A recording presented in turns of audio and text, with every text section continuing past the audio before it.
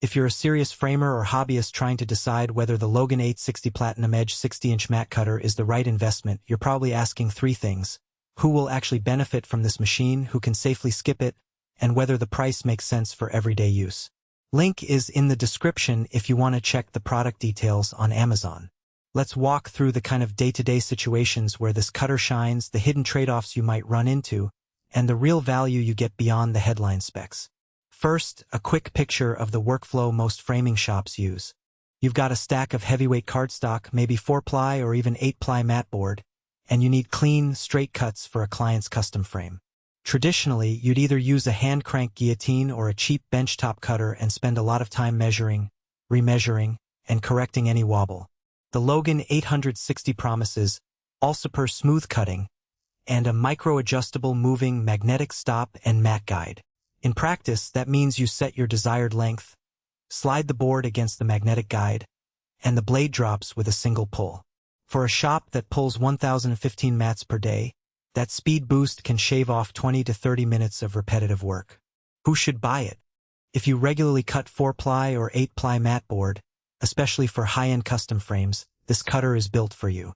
The heavy-duty construction handles the thicker stock without the blade stalling, and the magnetic stop lets you dial in dimensions down to the millimeter without fiddling with loose clamps. It also accommodates the Logan replacement blade model 267, which is a standard in the industry, so you won't be hunting for a special blade if it dulls. For a professional who needs consistency across dozens of pieces, that repeatability translates into less waste and happier clients. Who should skip it? If you're a casual crafter who only occasionally cuts a single mat for a home project, the 60-inch footprint and the price tag may feel overkill. The cutter takes up a sizable bench space, and you'll need to allocate a dedicated spot near your cutting mat. Those who only work with thin, single-ply paper or who never need to cut beyond a few inches won't leverage the heavy-duty blade or the magnetic guide. So a smaller, budget-friendly rotary cutter would do the job just fine. Now let's talk about practical strengths. The most immediate benefit is the smoothness of the cut. Users who have tried other benchtop guillotines often complain about the blade catching on the edge of thick board, creating ragged lines that need trimming. The Logan's blade rides on a reinforced rail and drops cleanly, which means you get a crisp edge the first time. In a real-world scenario, I've seen a frame shop cut a series of 8-ply boards for a gallery exhibit.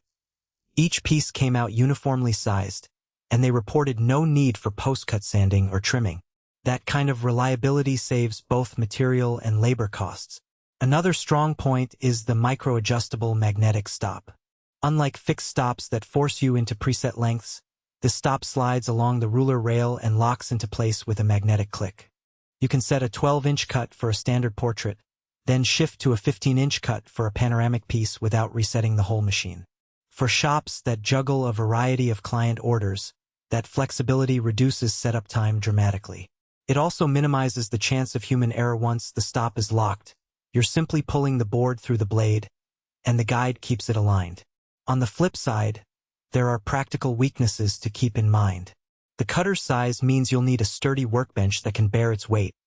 It isn't something you can set on a flimsy table and expect it to stay level.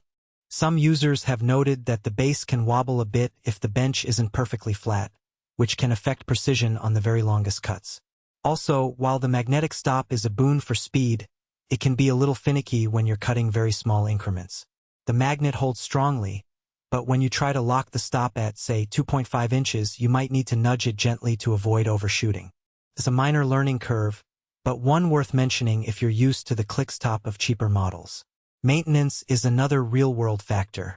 The Logan 860 uses the standard model 267 blade, which is widely available, but you'll still need to replace it after a few hundred cuts of 8-ply board. The blade holder opens easily, and the blade slides in and out without tools, which is a time saver. However, you'll also want to keep the rail clean of dust and paper fibers. Otherwise, the smooth glide can degrade over weeks of heavy use. A quick brush down after each day's batch keeps the performance consistent. Price-wise, the Logan sits in the professional tier. You're paying for the heavy-duty frame, the magnetic guide, and the precision rail. For a shop that makes $500 a month from custom matting, the cutter can pay for itself within a few